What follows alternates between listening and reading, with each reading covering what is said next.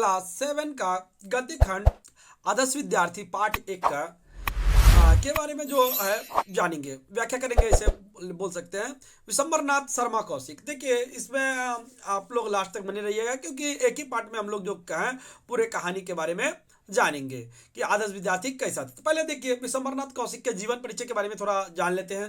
जैसे कि जीवन परिचय के बारे में बात करें तो देखिए है द्विवेदी द्विवेदी युग के यशस्वी कथाकार स्वर्गीय कौशिक जी का जन्म 1891 ईस्वी में अंबाला छावनी में हुआ था।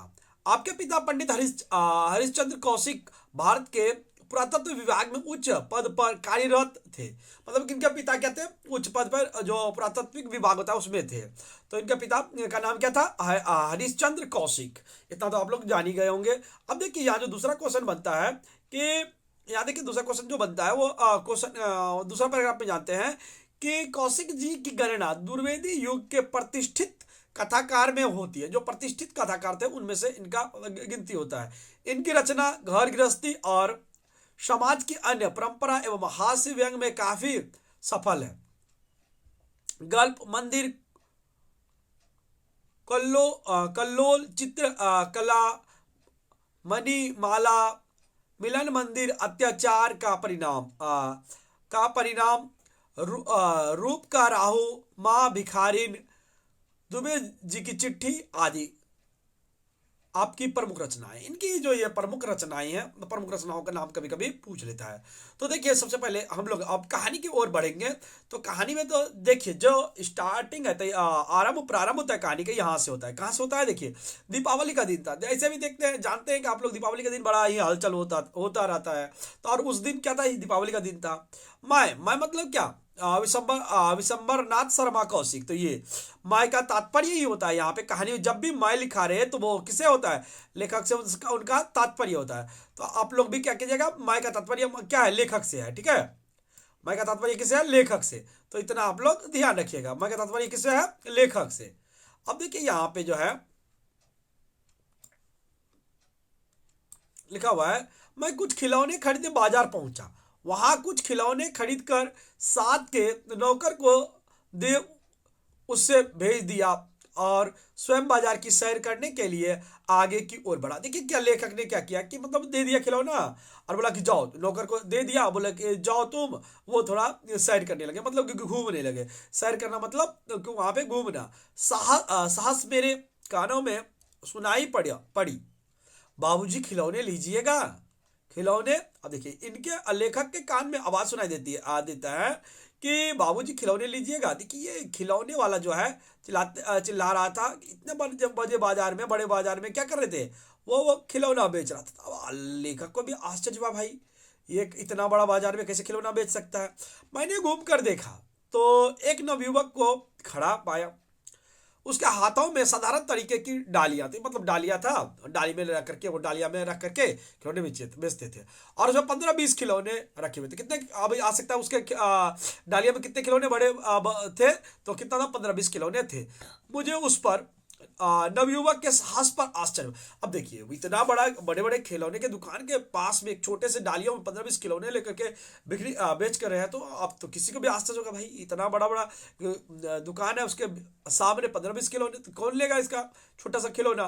तो मुझे खिलौने की आवश्यकता नहीं थी। अब लेखक को खिलौने की आवश्यकता नहीं थी, इसलिए मैंने केवल मुस्कुराकर आगे बढ़ गया। अब देखिए हालांकि लेखक को कोई जरूरत नहीं था खिलौने का। उन्होंने क्या किया, केवल उनको खिलौने वाले मुस्कुराकर देख लिया और वो आगे बढ़ गया, क्योंकि उनको खिलौने का कोई जरूरी नहीं था। उसके बाद आगे देखते हैं। देखिए फिर आप देखिए यहाँ पे आप लोग देख सकते हैं आराम से कि 2-3 दिन बीत गया। उसके पश्चात देखते हैं, पश्चात में पुनः किसी काम से चौंक गया। मैं अपने आन में चला जा रहा था, मतलब कि वो जो काम था अपने आन में वो चले जा रहे थे। तो साहस वही परिचित स्वर सुनाई पड़ा, बाबूजी खिलौने लीजिएगा, खिलौने। चौंक कर देखा तो उसी नवयुवक को खड़ा पाया। उसके हाथों में वही डालियां थी और लगभग उतने ही खिलौने अभी रखे हुए थे। मैंने उससे पूछा, तुम्हारे खिलौने अभी तक बिके नहीं बिके? मतलब अभी तक तुम्हारा ये जो खिलौना रखा हुआ ये बिका नहीं? उसने मुस्कुराकर कहा, जी नहीं, ये उस दिन वाले खिलौने नहीं, वे तो उसी दिन बिक गए थे। मैंने उससे पूछा, तो तुम यही धंधा करते हो? बोला कि यही आपका धंधा है क्या? आप यही धंधा करते हैं? जी नहीं, वो बोलते जो नवयुवक था उसने दिया, जी नहीं, फिलहाल तो यही काम करता हूँ। हाँ सॉरी, जी हाँ, जी हाँ, मैं फिलहाल क्या करता हूँ, यही काम करता हूँ, यही मेरा काम करने का काम है। तो इससे तुम्हें कुछ मिल जाता है? जी अवश्य। हाँ, तुम्हारे माँ बाप जीवित हैं? जी नहीं, केवल माता है, पिता नहीं है, और वहाँ यहाँ तो कोई नहीं है, मैं अकेले हूँ। बोला कि देखिए जी, मैं एक परिचित के रहता हूँ, पिता तो है नहीं, मैं केवल यहाँ पे क्या हूँ, अकेले रहता हूँ। रहते रहते कहाँ हो? मेरे एक परिचित हैं, उन्हीं के यहाँ रहता हूँ। बोला कि मेरा एक परिचित है यहाँ पे, उन्हीं के घर में रहता हूँ, ऐसे मेरा है नहीं यहाँ पे कोई, परिचित के घर में ही रहकर अपना जीवन यापन कर रहा हूँ और छोटा सा काम करता हूँ। उसके बाद देखिए, उस नवयुवक की आकृति तथा बातचीत से मुझे पता चला कि यह साधारण व्यक्ति नहीं है। अब देखिए, बातचीत से भी पता चलता है कि आदमी साधारण है कि नहीं। वो जो बात करने का नजरिया था, बात करने का तरीका था, वो बात करने का तरीका एक साधारण जन खिलौने बेचने वाला का नहीं था, क्योंकि वो एक तो नवयुवक था और वो खिलौने बेचने वाला सही में नवयुवक नहीं था। उनका वो किसी कारणवश उन्हें खिलौना बेचना पड़ रहा था, वो वास्तविक उसका पेशा खिलौना बेचना नहीं था। मैंने सोचा कि यह व्यक्ति पढ़ा लिखा मालूम होता है, सूरत शक्ल से भी अच्छे खानदान का जान पड़ता है। कोई साधारण विपत्ति, असाधारण विपत्ति आ पड़ी है, जिसके कारण इसे यह व्यवसाय करना पड़ा है। मैंने उनसे उससे पूछा, वो लगा, वो सोच रहे थे लेखक कि शायद ये ना साधारण व्यक्ति लग नहीं रहा और साधारण व्यक्ति है नहीं। हो सकता है कि इसे कोई समस्या आ पड़ी होगी, असाधारण विपत्ति आ पड़ी, मतलब कि साधारण विपत्ति रहता है तो झेल लेता आदमी, लेकिन इसके पास क्या हो गया असाधारण विपत्ति पर गया है, तो शायद ये इसलिए खिलौना बेच रहा है। हालांकि ये खिलौने वाला है नहीं, खिलौने वाला का बात करने का ढंग अलग होता है, और ये नवयुवक था, पढ़ा लिखा नवयुवक था, इसलिए इसका बात करने का ढंग जो था एकदम अलग था। मैंने उससे कहा, भाई इस समय मुझे खिलौने की आवश्यकता नहीं है। हाँ, यदि तुम कभी मेरे घर पर आया करो तो मैं कुछ खिलौने ले लिया करूंगा। वो देखो, अगर जाकर कभी मेरे घर पे आओगे तो मैं क्या करूंगा, कुछ खिलौने तुमसे लिए लिया करूंगा, उसमें कोई आश्चर्य की बात नहीं है। अगर मुझे आवश्यकता नहीं भी होगी तो मैं क्या करूंगा, खिलौने ले लूंगा। इतना वो आश्वासन दे देते हैं कि देखिए, देखो आना, तुम्हारा खिलौना मैं जरूर अवश्य ही लूंगा। नवयुवक बोला, अच्छा, बहुत अच्छा, मकान कहाँ पर है? देखिए, अब वो बिक्री करना चाहता है, बेचना चाहता है, इसलिए पूछ देता है, अच्छा बाबूजी आपका घर कहाँ है, बता दीजिए, घर बता दीजिएगा तो मैं वहाँ पे जरूर ही आ जाऊँगा। मैंने उनसे मकान का पता बता दिया, और लेखक ने भी क्या किया, अपना मकान का पता बता दिया। एक सप्ताह मतलब 7 दिन बाद, देखिए, एक सप्ताह पश्चात वह नवयुवक संध्या के समय मेरे घर पर खिलौने लिए पहुंचा। खिलौने देखकर बच्चे चारों तरफ जमा हो गए और खिलौने की ओर लालसा पूर्वक दृष्टि से देखने लगे। मैं 3-4 खिलौने खरीदे और दाम देते हुए कहा, अब देखिए, अब 3-4 खिलौने खरीद लिया और दाम देते हुए कहा, देखिए, इसमें तुम्हें क्या मिलता है? इससे अच्छा कि तुम कोई नौकरी कर लो। बोला कि अब देखो, नवयुवक, इनको भला मानस लगा, तो भला मानस के लिए इनका लेखक के मन में प्यार उमड़ पड़ा। बोला कि भाई कोई काम कर लो। वह बोला, जी नहीं, नौकरी तो करूंगा, फिलहाल यही ठीक है। बोला कि ठीक है, नौकरी तो करेंगे ही, लेकिन अभी फिलहाल यही चलने दीजिए, अभी नौकरी की आवश्यकता मुझे नहीं है। यदि तुम्हें नौकरी मिलने में कठिनाई हो तो मैं तुम्हारे लिए चेष्टा करूंगा। देखिए, वो बोल रहा है कि अगर जाकर तुम्हें नौकरी वोकरी ना मिले तो बोलना, मैं लगवा दूंगा तुम्हें नौकरी, नौकरी में क्या करूंगा, चेष्टा कर दूंगा। उसके बाद देखिए क्या है, जी अभी तो मुझे नौकरी करना नहीं है, जब आवश्यकता होगी तो आपसे कहूंगा। यह कहकर वह चला गया। मुझे उसकी बात पर बड़ा आश्चर्य हुआ। मैंने सोचा यह बड़ा विचित्र आदमी है, नौकरी करना नहीं चाहता, इससे खिलौने से क्या मिलता होगा। बोला कि देखो, ये बहुत ही विचित्र आदमी लग रहा है, इससे नौकरी करना नहीं है और ये खिलौने से क्या मिल रहा होगा, इससे कुछ मिलेगा कि नहीं मिलेगा। और लेखक को आश्चर्य होने लगा, क्योंकि लेखक उनको भला मानस लग रहा था, भला मानस के लिए उनको दिल में क्या हो रहा था, प्यार उमड़ रहा था। तो उन्होंने बोला कि चलो भाई नौकरी कर लेना। बोलता है कि नहीं नहीं नहीं, मुझे नौकरी की अभी आवश्यकता नहीं है, मैं बाद में नौकरी करूंगा, जब भी नौकरी करना होगा तो आपको मैं बता दूंगा। इसी प्रकार 2 मास व्यतीत हुआ। अब इसी प्रकार क्या हो गया, 2 महीना उनका बीत गया। वह खिलौने वाला कभी कभी पहुंच जाता था। जब कभी बच्चे को उससे आने की सूचना मिल जाती, मुझे विवश होकर कुछ खिलौने खरीदने पड़े, किंतु बच्चा हट करने लगते। पर, परंतु जब बच्चों को उसके आने का पता ना लगता तो मैं उसे कोड़ा ही लौटा देता। देखिए यहाँ कोड़ा मतलब कुछ नहीं देता था, वापस लौटा देता, जिसको बोलते हैं कोड़ा लौटा देना। उनको कोड़ा कोड़ा ही क्या करता था, लौटा देता था। एक दिन वह अपने नियमानुसार मेरे पास पहुंचा। उस समय उसके पास केवल 3 खिलौने शेष थे। बच्चे ने देखा तो घेर लिया। मैंने एक एक खिलौने तीनों बच्चे को दे दिया। मैंने पूछा इसका दाम क्या है, क्या हुआ। उसने कुछ कुछ नहीं बोला कि अरे भाई, बोला कि दाम क्या हुआ, तो बोलते कुछ नहीं, मुझे पैसा नहीं चाहिए भाई। मैंने विस्मित होकर पूछा इसका तात्पर्य क्या है, मतलब बोला कि इसका तात्पर्य क्या है, तुम कुछ ही नहीं क्यों, इसमें तो तुम्हारा जरूर खर्च हुआ होगा, तो खर्च के लिए तुम पैसा ले सकते हो। तो आज जितने मुझे मिलना चाहिए था उतना मिल गया, इसलिए इनके दाम ना लूंगा। बोला कि नहीं नहीं, मुझे मिल गया है तो आप पैसा मत दीजिए। तब भी तुमने इसमें कुछ पैसा तो लगाया ही होगा। हाँ, परंतु सब वसूल हो चुका है, ये तीनों खिलौने नफे में हैं। तब भी तुम्हें दाम लेने लेने पड़ेंगे।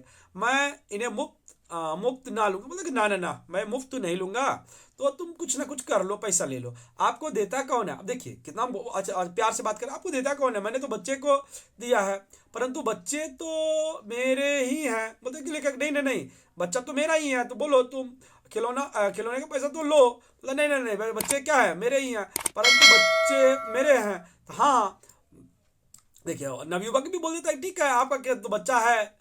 और देखिए यहाँ पे बोल रहा है कि हाँ, परंतु हक मुझे भी है कि इन्हें खिलौने दे सकूं। इन बच्चों की बदौलत मुझे बहुत कुछ मिल चुका है। बोला कि इन बच्चों की बदौलत क्या है, मुझे बहुत कुछ मिल चुका है और मिलता रहेगा। आज ऐसे ही सही। बोला कि नहीं नहीं, आज नहीं चाहिए, आज रहने दीजिए ऐसे ही सही, लेकिन मुझे तो बच्चे की बदौलत ही मिलता है पैसा।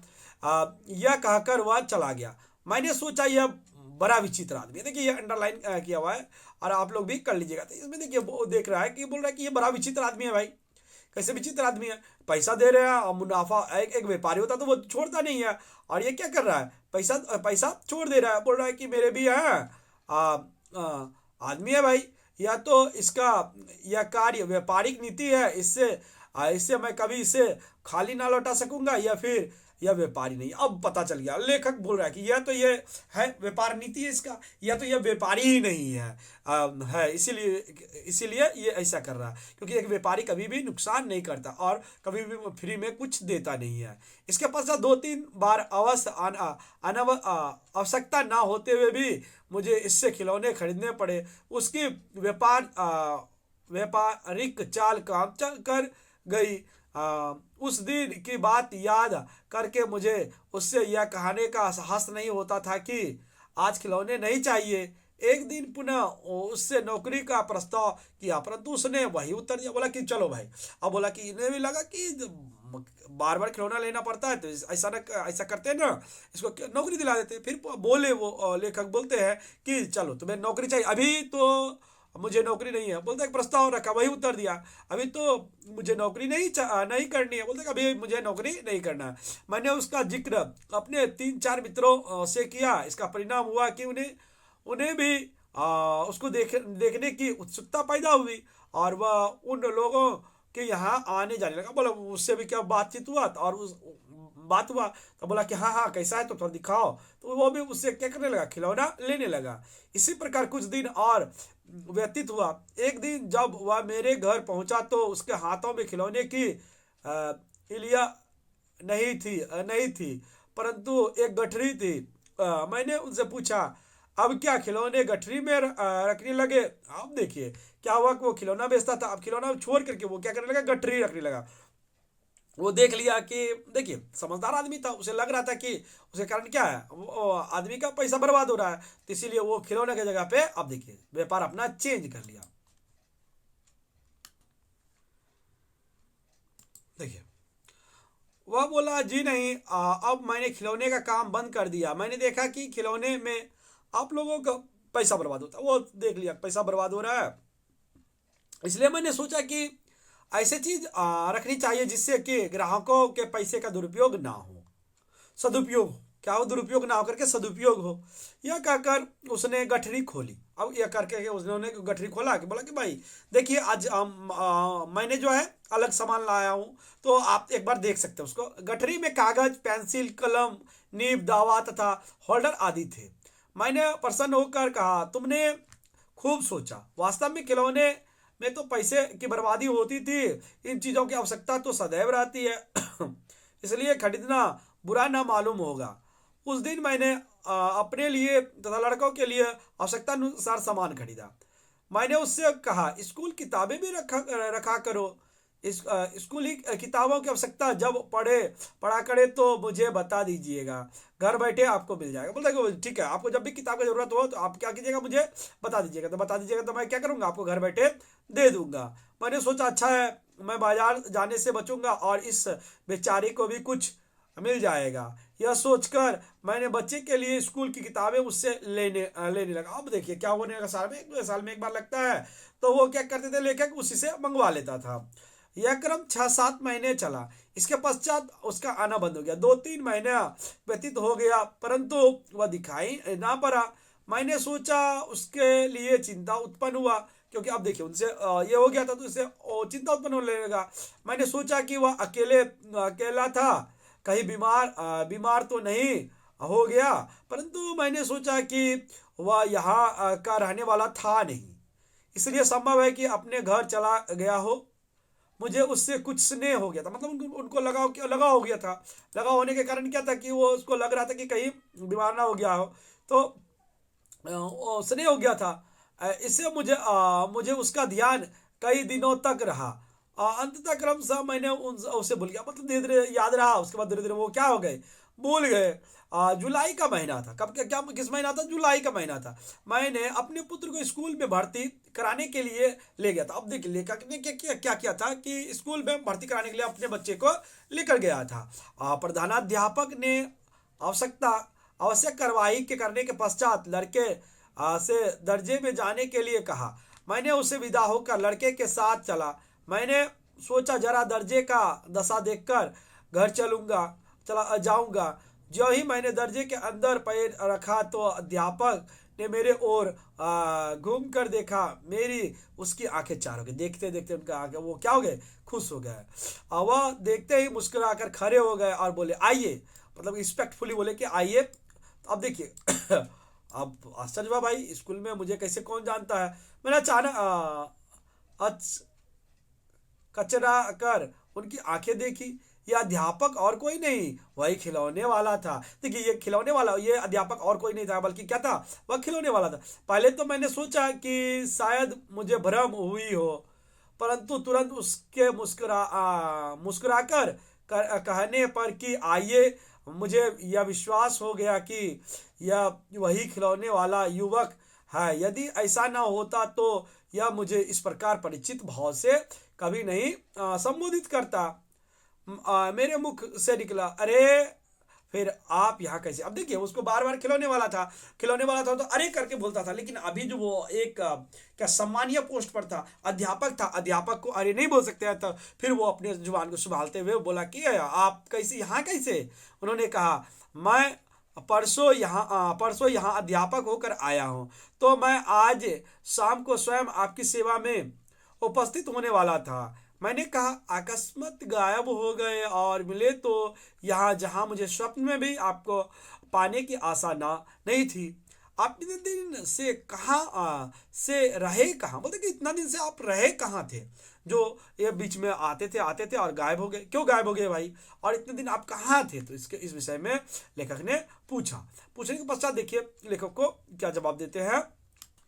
देखिए उन्होंने हंसते हुए कहा यह बड़ी लंबी कथा है, इस समय कुछ ना बताऊंगा, शाम को मैं आपके पास आकर अपनी राम कहानी सुनाऊंगा। बोलते देखिए, बोलता कि अभी तक ये इतना सुनाने का तो मेरे पास नहीं है, ठीक है मैं आप ही के घर आऊंगा और कहानी सुनाऊंगा मैं अपना राम कहानी। संध्या होते ही मैं बड़ी उत्सुकता के साथ उनकी प्रतीक्षा करने लगा। आप आपने वादे के अनुसार वह ठीक समय पर आ गए। मैंने उनसे कहा, आपका रहस्यमय जीवन मेरे कुछ समझ में नहीं आया।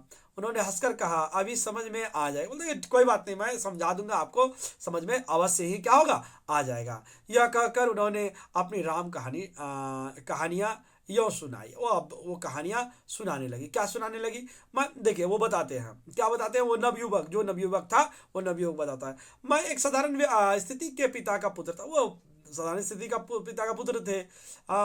पिता बैंक में 70 रुपए, अब देखिए अभी का समय में 70 रुपए कुछ नहीं है, लेकिन उस समय 70 रुपए बहुत मायने रखता था। इसलिए देखिए 70 रुपए मासिक था, जबकि अभी तो 70 रुपए में छोड़िए, चॉकलेट भी आ जाता, आइसक्रीम भी, 2 आइसक्रीम लीजिएगा 70 रुपए लग जाएगा। चलिए अब देखिए क्या हुआ। मासिक वेतन पर नौकर थे। जिस समय आपका खिलौने बेचते मिला था, उस वक्त मेरे पिता की मृत्यु हो चुकी थी। मैं उससे यहाँ कॉलेज में हुई बीए में पढ़ रहा था। पिता की मृत्यु जाने पर मुझे घर से खर्च मिलना बंद हो गया। मेरी माता पिता को की छोड़ी हुई पूंजी से अपना जीवन निर्वाह करने लगी। मैं उस समय बहुत ही घबराया। बीए का अंतिम वर्ष था।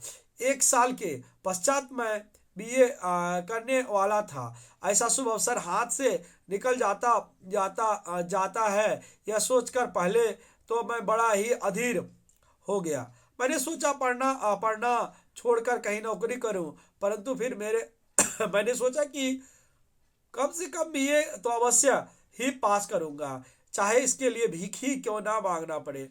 ऐसा पहले तो मैंने चेष्टा करके अपनी फीस माफ कराई, परंतु खाने पीने के लिए तो कुछ मासिक आय आवश्यक थी।